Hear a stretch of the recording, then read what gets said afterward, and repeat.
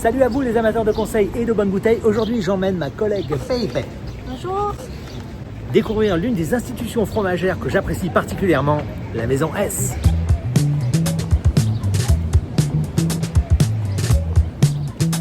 Bonjour. Bonjour, bienvenue. Waouh, vous avez combien de fromages dans cette boutique? Ça dépend un petit peu de la saison. On va avoir entre 100 et 150 fromages en fonction de la saison. Au printemps, un peu plus avec les fromages de chèvre. Donc ça varie beaucoup. Ah, quand Si même. vous avez le fromage, vous êtes au bon endroit. Si vous avez des questions sur le fromage, n'hésitez pas à me les poser. Par contre, si vous avez des questions sur le vin, c'est à lui qu'il faudra les poser.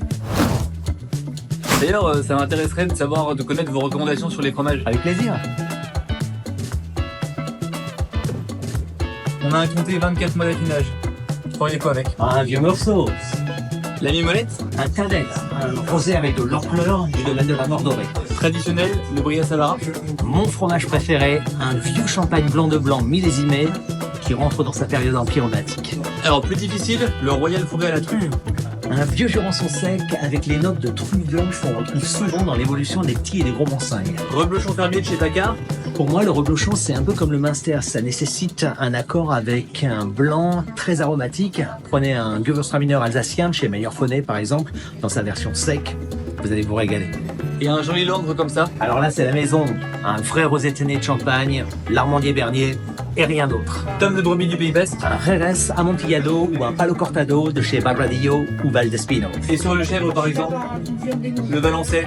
Un Loire j'imagine. Tout à fait, un joli Sancerre du domaine de la Porte ou éventuellement un Pouilly fumé du domaine du Bouchot. Question plus difficile, sur les bleus, vous faites quoi? Alors si les Barsac fonctionnent très bien avec le Roquefort et le lait de brebis qui possède une acidité plus importante, les bleus qui sont issus de lait de vache, Stilton comme les Fourmes, etc., eux requièrent davantage des accords plus punchy et avec des tanins. Le Stilton par exemple. Un Porto Lake Bottle Vintage de chez Noval ou de chez Fonseca.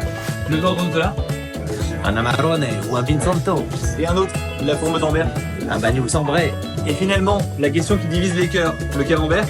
Alors la fausse bonne idée d'associer un vin rouge et le fromage provient certainement du camembert, mais si un rouge léger, fruité, jaune, du type Beaujolais peut faire l'affaire, je reste quand même convaincu que la meilleure association qu'on puisse donner au camembert, ça reste un top cidre de Normandie dans sa version brute, de chez Éric Bordelais par exemple. Ouais, c'est pas mal hein.